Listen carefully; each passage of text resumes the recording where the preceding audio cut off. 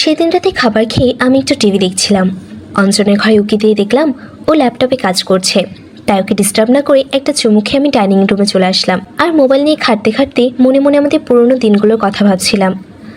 কিভাবে আমি আমার ছোট ভাইয়ের সাথে এরকম একটা প্রেমের সম্পর্কে জড়িয়ে পড়লাম। এই সম্পর্কটা শুধু চাওয়া পায়ে জড়িয়ে নেই, আছে নিঃস্বার্থ ভালোবাসায়। আমার এখনও মনে আছে, আমি তখন কলেজে ফাইনাল ইয়ারে পড়ি, আর ও জাস্ট মাধ্যমিক দিয়েছে। সেই সময় আমার একটা বয়ফ্রেন্ড ছিল, যদিও তার সাথে আমার কিছুই হয়নি, কিন্তু তবু হঠাৎই ব্রেকআপ হয়ে যায়। আমার বড্ড কষ্ট হচ্ছিল। একদিন আমার রুমে হঠাৎ ছোট ভাই দেখতে পেল আমি কাঁদছি। ও তখন ভয় পেয়ে আমাকে জিজ্ঞাসা করলো, কি হয়েছে, ঠিক আছিস? আমি বললাম, কিছু না, তুমি ঘুমিয়ে পড়। কিন্তু বারবার জোর করায় ওকে সব খুলে বললাম। ও আমায় বলল, কিছু হবে না দিদি, তুই দেখিস সব ঠিক হয়ে যাবে। তারপর বলল, দিদি এদিকে আয়, তোর মাথায় হাত বুলিয়ে ঘুম পাড়িয়ে দিচ্ছি। আমি বারণ করলাম, কিন্তু কে শোনে কার কথা। ও তাও আমার মাথাটা কোলে নিয়ে খুব মন দিয়ে ম্যাসাজ করে দিতে লাগলো। আমি মনে মনে ভাবছিলাম, সত্যি ভাইটা আমার বড্ড ভালো মনের মানুষ। আমি ওকে মজা করে বললাম, তুই এত কেয়ার করিস, দেখিস অনেক ভালো একটা গার্লফ্রেন্ড পাবি, যে তোকে অনেক ভালোবাসবে। অঞ্জন বলল, আমি ওর দিকে তাকিয়ে দেখলাম ওর মুখটা কেমন জানি হয়ে গেছে। আমি কিছুই বুঝলাম না, তাই ওকে বললাম, যা, অনেক রাত হয়েছে, ঘুমিয়ে পড়। এরপর আমার কথা মতো চলে গেল। পরের দিন সকালে ব্রেকফাস্ট করার পর আমার রুমে এসে আমাকে জিজ্ঞাসা করলো, দিদি তুই কি ওর জন্য কষ্ট পাচ্ছিস? আমি বললাম, তাই একটু পাচ্ছি, তবে ভালোই হয়েছে, বেশ কিছু হারাবার আগেই সম্পর্ক শেষ হয়ে গেছে। তারপর ওর সাথে অনেকক্ষণ গল্প করলাম। ওকে বললাম, বিকেলে শপিংয়ে যাবি? সে তো তখন আনন্দ সহকারে বলল, যেতে পারি, যদি তুই ট্রিট দিস। আমি হেসে বললাম, এই ছেলেটা এত খায়, তাও দেখো একটুও মোটা হয় না। ও আমার কথা শুনে আমাকে ভেঙাতে লাগলো। আমি তখন মনে মনে ভাবলাম, পাগল একটা। সো প্ল্যান মতো আমরা সন্ধ্যার দিকে বের হলাম। আমি দুটো টপ নিলাম আর একটা জিন্স, আর ওর জন্য টি শার্টার কিছু জিনিস পছন্দ করতে বললাম। ও বলতেই পছন্দ করে নিল। এরপর আমি নিজের পছন্দ মতো দুটো চয়েস করলাম। বাড়ি এসে রাতের খাবার পর ও আমার রুমে আসলো এবং একটা প্যাকেট এগিয়ে দিল। খুলে দেখলাম একটা খুব সুন্দর চুড়ি আছে ভেতরে। আমি অবাক হয়ে জিজ্ঞাসা করলাম, এটা কি, কখন কিনলি তুই? আমাকে বলল, তুমি পড়লে আমি অনেক খুশি হব। আমি অবাক হলেও মনে মনে বেশ খুশি হলাম।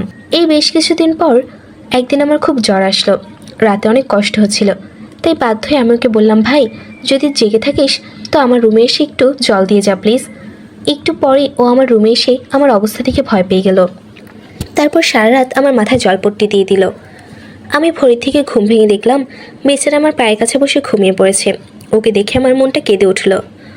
মনে মনে ভাবলাম, বেচারা সারা রাত আমার জন্য এইভাবে জেগেছিল, তাই ওকে খাটে শুয়ে দিয়ে ওর গায়ে একটা চাদর দিয়ে দিলাম। আমার জ্বর তখন একটু কমে এসেছে। তারপর সকালে উঠে সারাদিন আমার খোঁজখবর নিতে থাকলো।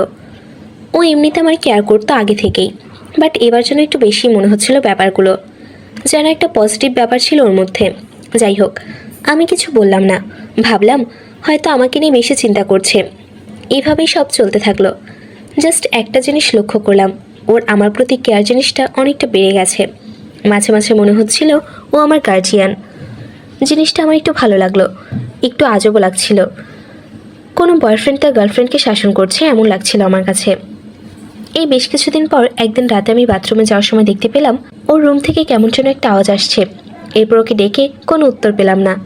ওর রুমে ঢুকে দেখলাম ওর খুব বাজেভাবে জ্বর এসেছে। আমি ওর কাছে গিয়ে মাথার কাছে বসলাম। তখনও বলল, দিদি প্লিজ এভাবে আমায় ছেড়ে যাস না, আমি তোকে ছাড়া থাকতে পারবো না, তুই কেন বুঝিস না? কথাগুলো শুনে আমি বেশ অবাক হলাম, বাট এরপর যেটা বলল শুনে আমার মাথা ঘুরে গেল। বলতে লাগলো, এটা কেন বুঝিস না, আমি তোকে ভালোবাসি, আমি তোকে নিজের থেকেও বেশি ভালোবাসি। তখন আমার মাথা কাজ করছিল না। আমি ও মাথায় জলপট্টি দিয়ে জোর করে আমার রুমে চলে আসলাম। মনে মনে ভাবলাম, ওর জ্বর কমার পর সকালে এটা নিয়ে কথা বলতে হবে। আমার মাথাটা গরম হয়ে গিয়েছিল তখন। যাই হোক, সকালে দেখলাম ও আগের থেকে অনেকটাই সুস্থ, তাই মা বাবা অফিস যাওয়ার পরেও আমার রুমে ডাকলাম। অঞ্জন আসার পর আমি রেগে গিয়ে বললাম, তুই কালকে রাতে এগুলো কী বলছিলি? ও চোরের মতো মাথা নিচু করে দাঁড়িয়েছিল।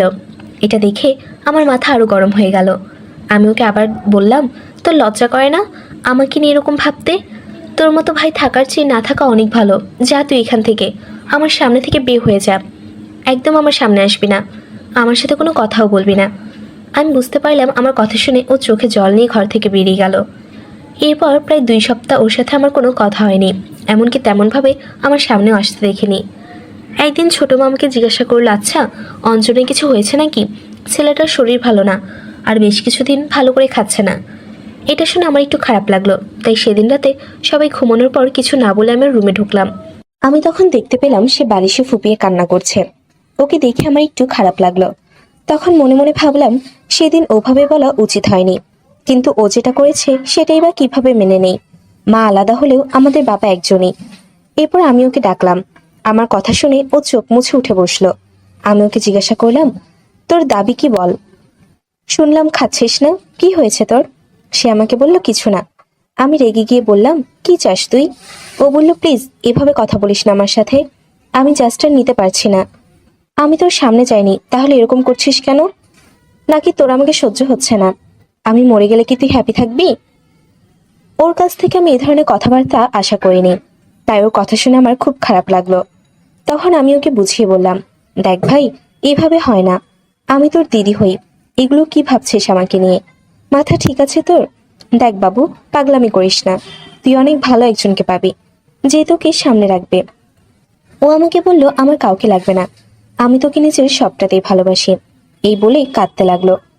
আমায় বলল, প্লিজ আমায় ছেড়ে যাস না কারো কাছে, তাহলে আমি পাগল হয়ে যাব। আমি ওকে অনেক বোঝানোর চেষ্টা করলাম, বাট কোনো কাজ হলো না। ওর সেই এক কথা, সেও আমায় বলল, বেশ, তোকে আমায় ভালোবাসতে হবে না, আমি তোর জীবন থেকে চলে যাব, আর কখনো আমাকে দেখতে পাবি না। আমি ওকে বুঝলাম, তুই কি বলছিস এসব, তোর মাথা ঠিক আছে তো?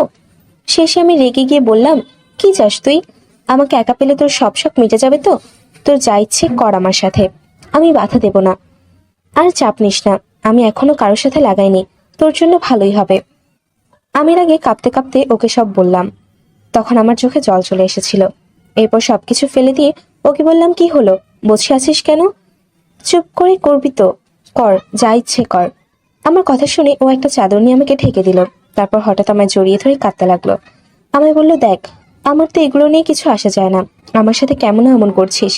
আমি তোকে মন থেকে ভালোবাসি, আমি তোর কোলে মাথা রেখে ঘুমোতে চাই, আমি তোর কাঁধে মাথা রেখে আকাশ দেখতে চাই, আমি তোর হাত ধরে গঙ্গার ধারে হাঁটতে চাই। কোনো নতুন প্রেমিক প্রেমিকার মতো তুই শুধু তোর হাতটা ধরতে দিস। আমি ওর কথা শুনে জাস্ট অবাক হয়ে গেলাম। ওর ম্যাচিউরিটি দেখে হঠাৎ কি হলো আমি নিজেও জানি না। আমি ওকে ধরে আদর করতে লাগলাম। আমার এই হঠাৎ আক্রমণে অনেকক্ষণ পর আমি নিজেকে সরিয়ে ওর দিকে তাকালাম। আমি দেখলাম ও ফ্যাল ফ্যাল করে আমার দিকে চেয়ে রয়েছে। ও এখনো বুঝতে পারছে না কি হলো বা কি হচ্ছে। ওর এই অবস্থা দেখে আমি রীতিমতো হেসে ফেললাম। তারপর আমি ওকে সবকিছু বুঝিয়ে দিলাম, কারণ তখন আমার অবস্থাও খারাপ হয়েছে। তখন আমার কথা মতো কাজ করতে লাগলো। প্রায় 30 মিনিট ধরে টানা খেলে গেল। আমার খুব ভালো লাগলো। আমি বুঝতে পারলাম ও শুধু আমাকে মন থেকে ভালোবাসবে না, আমাকে ভালো লাগাতেও পারবে।